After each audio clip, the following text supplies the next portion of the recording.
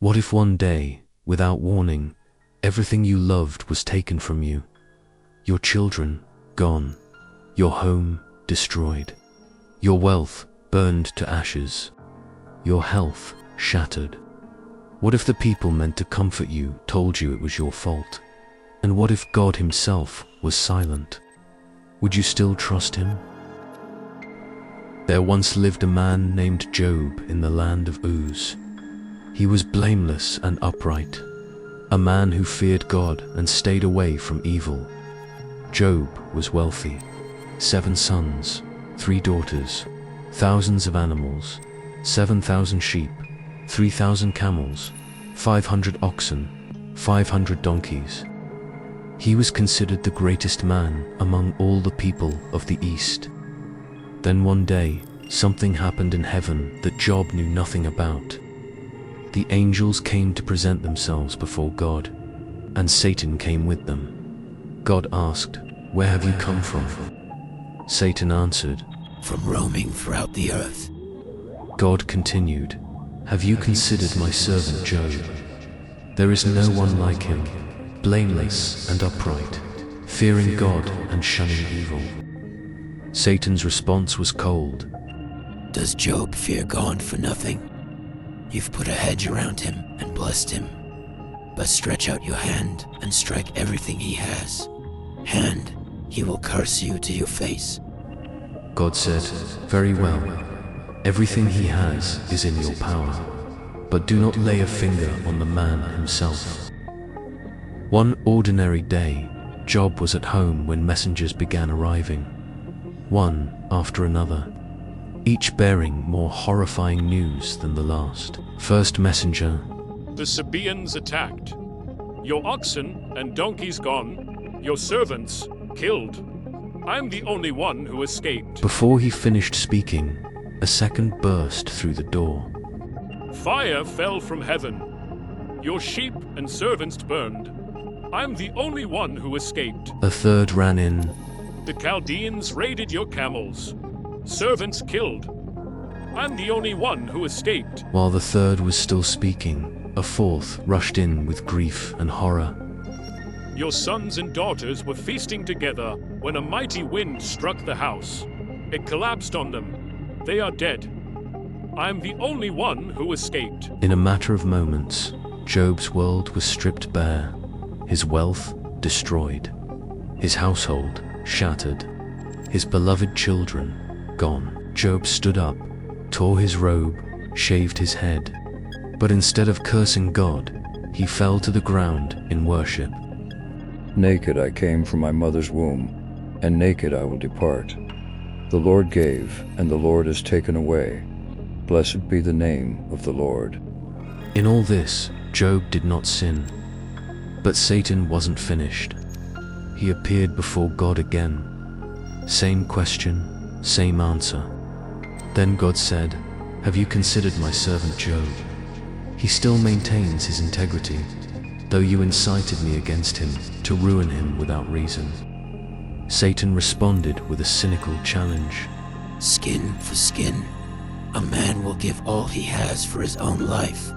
Strike his flesh and bones, and he will curse you to your face." God said, "Very well, he is in your hands, but spare his life." Satan struck Job with painful boils across his entire body, from the top of his head to the soles of his feet.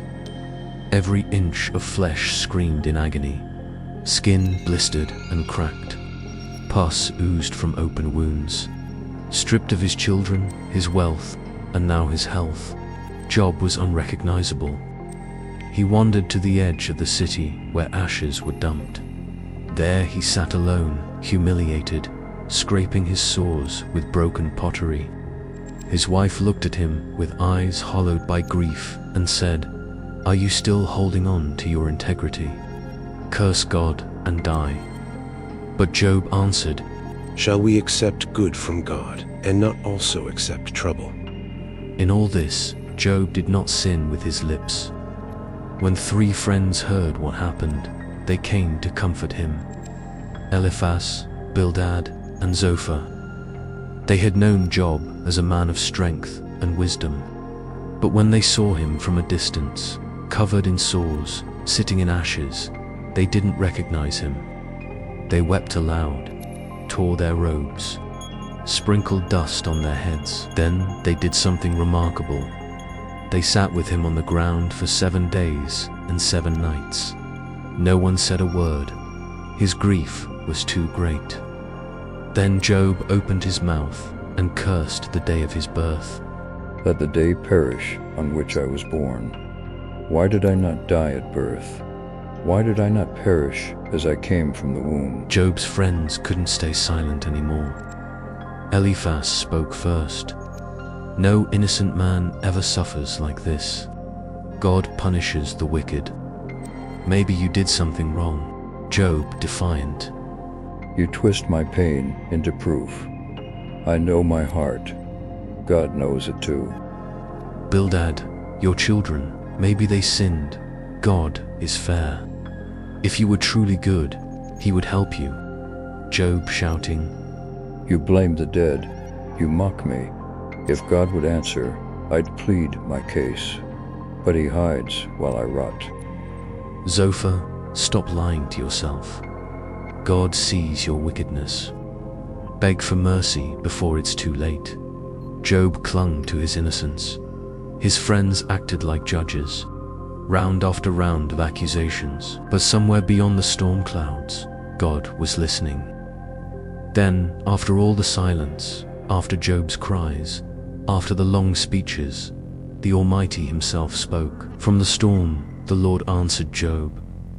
Who is this that speaks without knowledge? Get ready like a man. I will ask you questions, and you will answer me. God's voice thundered with strength. Where were you when I laid the foundation of the earth?